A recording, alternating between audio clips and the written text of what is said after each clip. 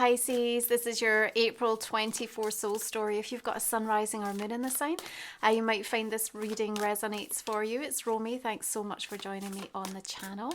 We are going to open up this month with the energy of the Chariot, and you've outgrown something, and I think you are seeing everything so incredibly differently this month that you have no choice but to move on and to continue in the direction of what is calling you, what is speaking to you. You're also in a position in April with all of this fire energy in Aries to bring form to something. We're looking at that second house being activated. And so things take on a new sense of value and meaning to you. This is you in your walking your talk mode, okay?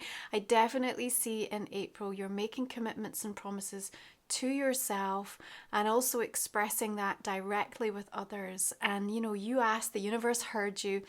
It does know the best way, and so sometimes we do need to hold faith as some of the pieces are reordered in a way that's going to help facilitate how you want to achieve or to attain something, which, you know, it could mean for a little bit of a bumpy ride. The Chariot says at times we feel slightly out of control. Nonetheless, the invitation here is to know that against the odds we are going to be able to succeed in our endeavors. And you know, you can see he's not even holding tightly to the reins of the horses. He's just in this vision of certainty and trust as to what matters, what has value, and that if the right intentions and attitude are brought to that, that everything else that transpires in between, even where there are breakdowns, this is about being able to break through. And I want you to really hear that message, because in a month where the astrological skies are incredibly intense with Mercury stationing retrograde from the 1st, we've got the solar eclipse and the Jupiter-Uranus conjunction.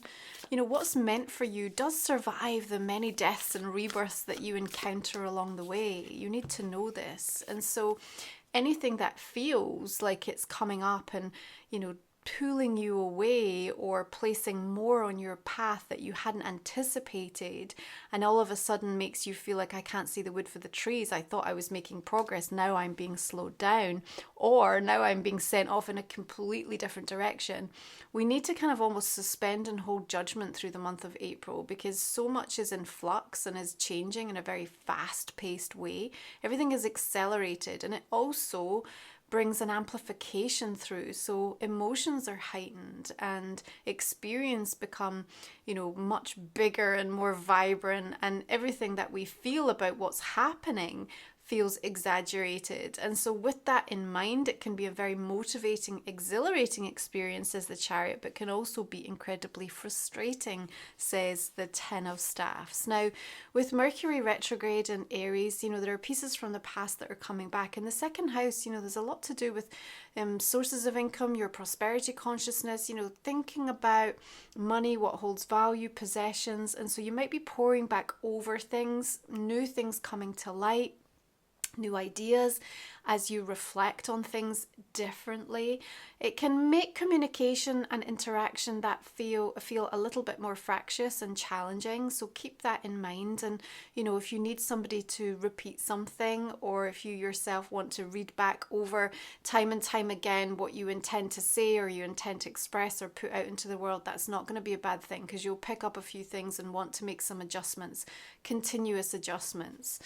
But as we opened up with, you have certainly got this sense through the month of April of having outgrown something. And what that now means for you is we're looking for, you know, the how do I fill the space? Like, what's going to nourish, sustain, fulfill, educate, inform, teach, guide, you know, inspire me. And, you know, if you are feeling the discordance of situations, then that's like the first clue that, you know, I don't want to be here anymore. This is not for me anymore. Three of Cups says that you want to feel a deeper sense of freedom and liberation. You know, there's something that you know is kind of calling you forth. And are you in the right place? Are you with the right people?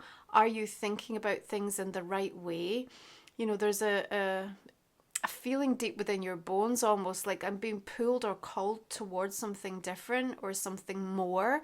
And this is the kind of the order of the day for April. It just feels like all of these pieces are being moved around. Now, there's quite a lot of outside influence stroke interference taking place through the month of April, so I want you to keep that in mind and also remember it, particularly if you start to feel like the temperature rising in the room and getting a little bit frustrated or feeling like a little bit like impatient, or that sense of impulsiveness that Aries can activate within us to just get moving. And it's a strange one, right? We have this very sort of push-pull energy in April because overall the revelations come thick and fast with the eclipse season, and often the trajectory changes that happen along with it can mean that things are wildly disrupted, and Mercury retrograde can slow things down a little bit. So it's a very odd experience to kind of feel into.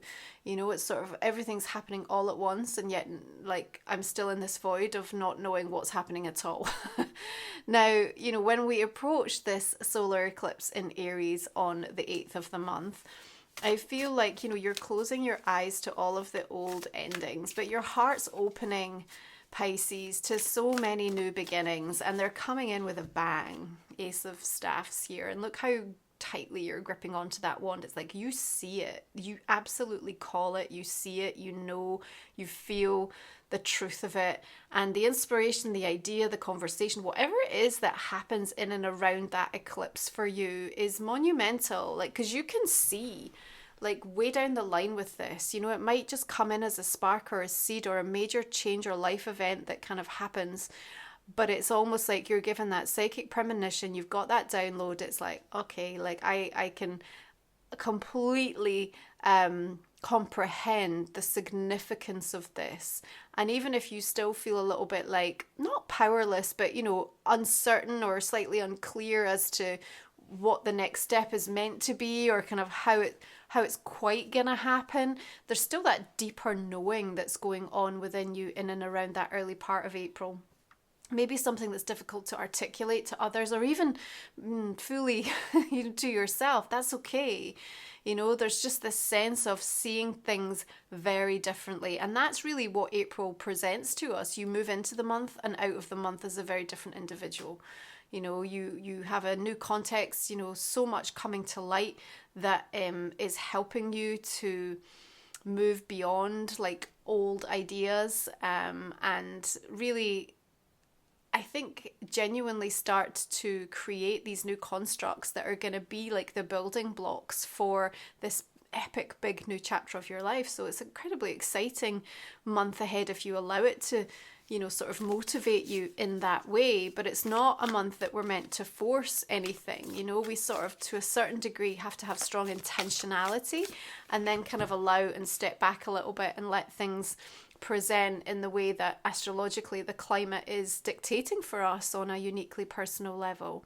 So we've got the 10 of Cups. So 2 10s here, again, suggesting that, we're coming to the point of closure and culmination in, areas of your life. And there's a lot of happiness and relief and release that comes with that for you, which I'm thrilled to see, because I think, you're at a point where you're like, knowing what you want, understanding what it is that you have to do, but somehow you've still been held back, or there have been these limitations or things that have been going on around you, and even how you've perceived yourself, like not being able to give permission to kind of fully go for something. All of that is changing. All of that is now up for, a renewal, if you like. And this Jupiter conjunct Uranus aspect in Taurus on the 20th, first time it's been in the sign since like 1941, and it brought in like an iconic energy. So really powerful influences happening here. Major surprises on the way. Of course, in Taurus, it can bring a big flux in and around our money, our prosperity stories. But for you as well, it's coming in with that third house. So how you speak, the way you communicate, how you're sharing information, the stories you tell yourself. It's like the light language that's now coming and emerging from deep within as you accelerate and enlighten on your path is something else. So very big surprises and, shifts taking place. And of course, with Uranus, it means there's some shocks along the way. Remember, break down to break through. So even if something feels like it's being pulled from beneath your feet, so to speak, it's also giving you the opportunity to see something you needed to see about the foundations, or indeed kind of putting you out your comfort zone so that you can recover and find the endurance and the resiliency that's necessary. The Five of Coins always presents like a challenge for us, and the challenge is around our perception of lack, our perception of scarcity. And so, that can be interpreted in a lot of different ways. For some of you, it might hit home a little bit more on the financial front as we've got this flux through April. But remember, like, nothing is staying, static for long. It's changing so quickly that if you get yourself into a specific mindset, it could just be a very false reality of actually what's about to happen. So just kind of try to hold space and see how things turn around and move and shift very, very quickly. There is this scenario also where you perhaps feel a little bit locked out or pushed out of some sort of situation that could be family connected or strong, like in a soul family, but for some reason, there may be scenario that's happened that is determining this situation. So not necessarily from others' behavior, might be something going on for you, within you, but you feel precluded or held back or at a distance in some form or another. This time, because this is the hardest thing, right? How do we manage ourselves in the moments where we're not where we want to be and we're not feeling the way that we want to feel? And this is what I'm saying, like what's meant for you survives all of the deaths, the rebirths, like the emotional journeys, like the trauma, the loss, like the setbacks, all of it. It survives. It knows what's meant for you. And as you come to that place, I'm almost like in a weird way encouraged to see this for you, because I know that there's some sort of like dip that precedes like a big boost for you. So keep that in mind as you move through this month, okay? Now, Juno, asteroid goddess, is going to station direct in Virgo on the 21st. And remember, like, we were pouring over since like January 12th, and she's been in Virgo since October. This very critical, like pouring over the details and, realizing all of the aspects of either close personal relationships, she rules the 7th house, right? Or legalities, contracts, agreements, like that you weren't happy.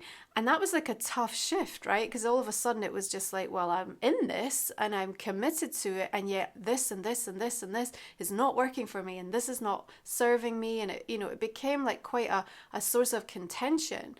Now, as we station direct, we have an opportunity to renegotiate. We are seeing things very differently. You're not going backwards, even though you may feel it's like one step forward, one step back. You are going deeper, okay? And in that deepening, you are also allowing something new to come to light that helps you, as we said, address where you've outgrown something and bring this new version of you to the table. And that has a direct, measurable impact. Now, it doesn't matter if it's as straightforward as just having to like renew, an insurance that you have, or it's something much more in terms of the negotiation that you're holding around something really key and vital. It's the same sense of how you're valuing yourself, how you value the thing that you are addressing and discussing and negotiating. And there's something really significant about that, because it sort of seems to act for me as a domino effect for you. And we've got that happening just ahead of the full moon in Scorpio, so it also means that nothing is left unturned. In fact, there's so many revelations between the eclipses. A full moon in Scorpio that's going to go right into the deepest, darkest nooks and crannies and find everything that is necessary to bring all the skeletons out the closet and say, okay, this is what we're dealing with. And that can be super refreshing and cathartic and genuinely help you to be able to move on. But there are moments through that where you may feel into that sort of void-like energy that's incredibly uncomfortable. But sometimes the discomfort of something is actually far better for you than maintaining a false comfort zone. Okay, so keep that in the front of your mind. Now, that full moon in Scorpio has a magnetism and a power and a draw to it that also helps facilitate and activate everything that sort of Aries season I feel is stirred up for you. And it sort of creates this extra layer of like I don't know, it's like glitter and light around it. So it just feels like then what gets put into motion, and what you're also clearing space for as you allow for like a kind of a letting go and a surrendering of that moon. You know, what gets ignited and what's sort of ready to take hold as the new priority, the new thing that you're devoting to, has something special like underpinning it. I really love how that's sort of translating for you. It's a very regenerative experience through the month of April if you let yourself go on that journey. Is it comfortable? Hell no, it's not. Let's be frank, right? It hasn't been comfortable for some time.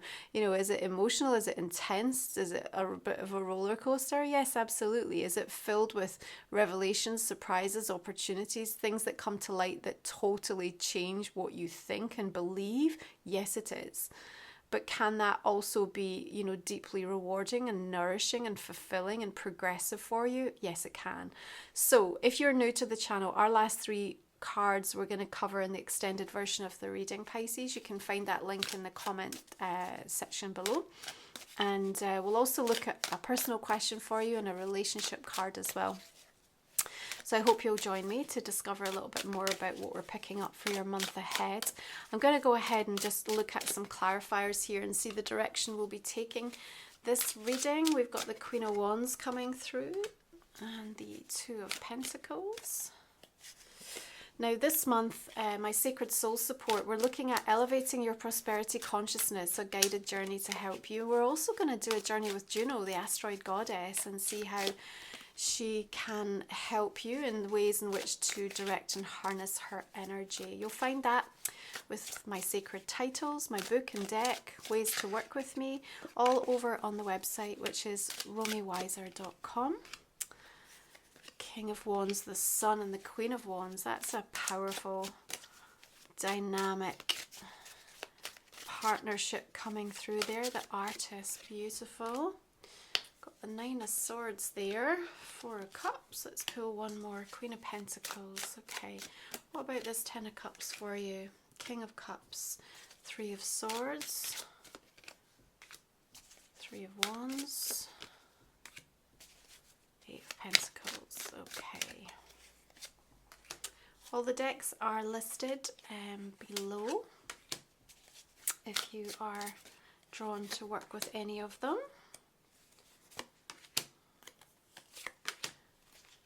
Okay, Pisces, let's have a look at Life Soul Vision Oracle. So this is my own deck. If you're new to my channel, please take a moment to check it out. It's over on the website.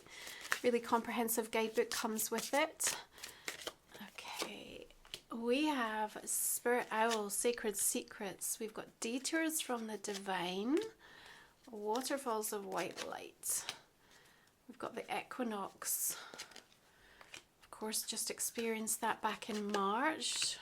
Mirrors of the Mind and Alchemize the Ache. Okay. And let's have a look at a couple of oracle cards for Pisces for the month of April. What do we have for you? Sacred Purpose. We've got Eternal Flame, Ancestral Legacy showing up for you. And your Astrology card, Pisces. Gosh, this keeps coming out this month. We've got Pluto and Rebirth. Okay, I'm going to leave it there. I hope you'll come on to the extended. I wish you a beautiful month ahead. You take good care of yourselves. I'll see you.